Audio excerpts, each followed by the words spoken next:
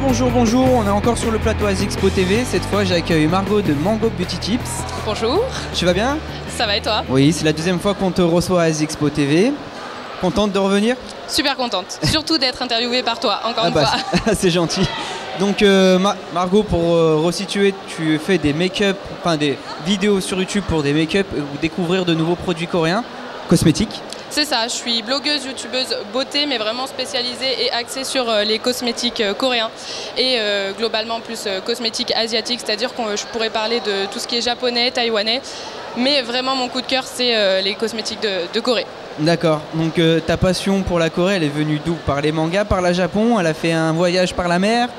Bien évidemment, ça part toujours du Japon, je pense. Quand j'étais petite, peut-être collégienne, je vais avoir 12-13 ans, je me suis mis à fond dans les mangas et puis de fil en aiguille, j'ai découvert tout ce qui est culture.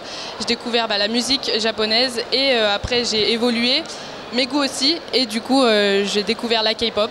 Et après, je suis allée en Corée et j'ai vu tous ces magasins, toute cette culture autour justement des cosmétiques.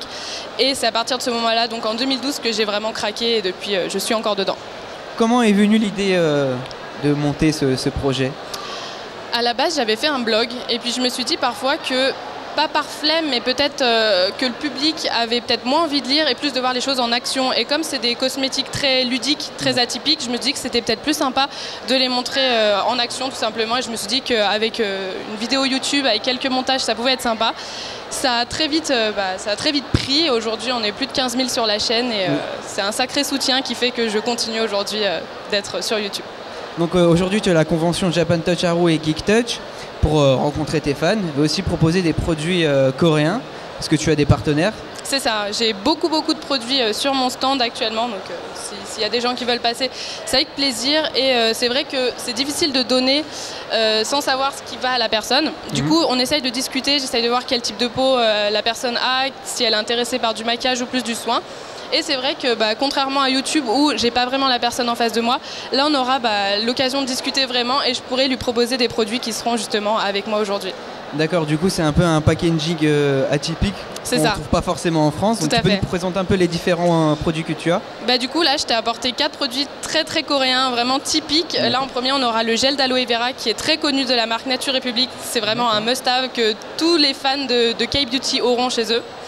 On a également un petit lip tint de la marque Misha qui est également très connu. Donc là, c'est vraiment des marques très connues en Corée. D'accord. Un petit cushion, donc ça, je t'en parlerai en détail plus tard.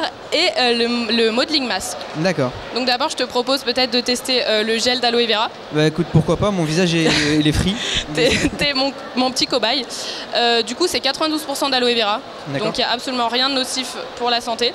Tu peux t'en servir pour les cheveux, les coups de soleil, le visage, la peau exacte. Enfin, honnêtement, si tu as chez toi, je sais pas, une crème Nivea, etc., vraiment la crème qu'on a tous chez nous, et en Corée, ils ont ça. Donc je te propose de tester.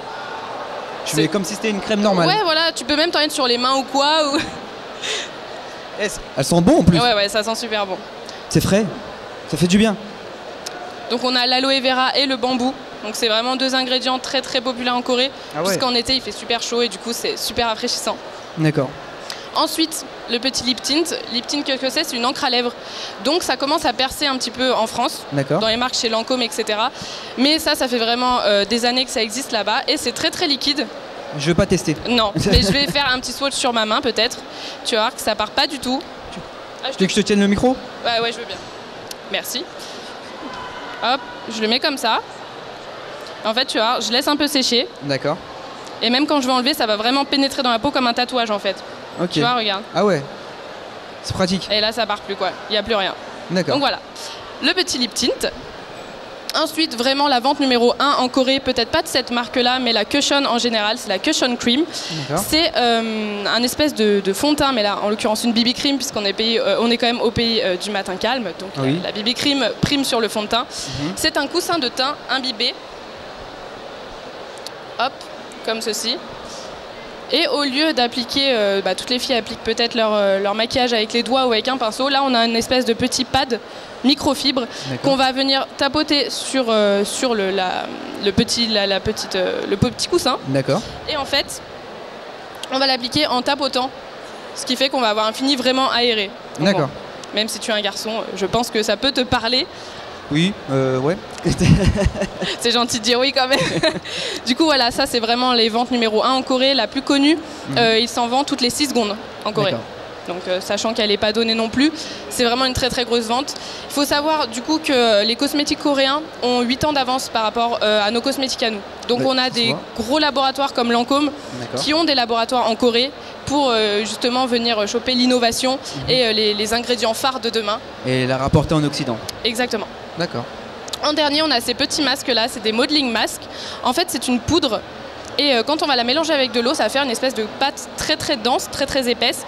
On va l'appliquer sur sa peau, on laisse poser 10 minutes et on le retire en une seule fois. Ça fait comme ça se transforme en élastique un peu. C'est très plastique et c'est super ludique à utiliser. Et une fois qu'on le teste, on peut plus s'en passer. Ah, tu peux plus t'en passer là. Tu l'as essayé une fois, maintenant tu la rachètes à chaque fois. Exactement. Et c'est pour ça que je le présente aujourd'hui puisque j'ai vraiment confiance en ces produits-là.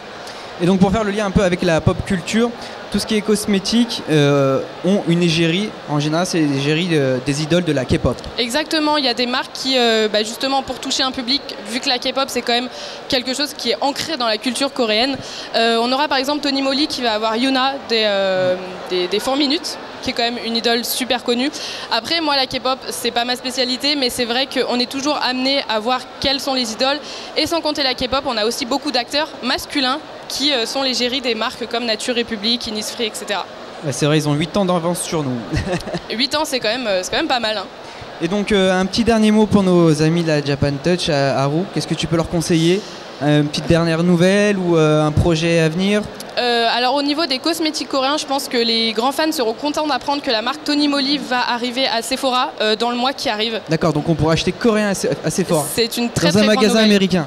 Oui, voilà, ouais. C'est quand même français Sephora de base, mais c'est vrai que Tony Moly est déjà présent aux États-Unis, mais là en France, on va l'avoir dans le mois qui arrive, donc c'est une super nouvelle. D'accord. Et pour ma part, je continuerai. Et les prix seront à peu près comme en Corée ou non, ça va être un petit peu plus cher puisque on peut déjà voir les prix sur Sephora US. D'accord. Et on aura des masques en tissu à 3-4 $. Donc à convertir en euros, mais par contre on aura les petits sleeping packs en forme de panda qui sont très très connus, qui seront entre 15 et 18 $, je pense, qui est quand même relativement correct par rapport aux marques qu'on peut trouver en France. D'accord, et en tout cas merci Margot d'être venue sur le plateau d'Asie Expo TV. Merci à toi. Je te souhaite bonne continuation et n'hésitez pas à la rejoindre sur son stand qui est juste là, dans Web Corner. À côté de aussi un stand de K-pop. Oui, On Geek Station, ils sont juste à côté de moi. Donc n'hésitez pas à lui demander des conseils et aller sur sa chaîne YouTube Mango Beauty Tips. Merci beaucoup. À très vite sur le plateau Asie Expo TV.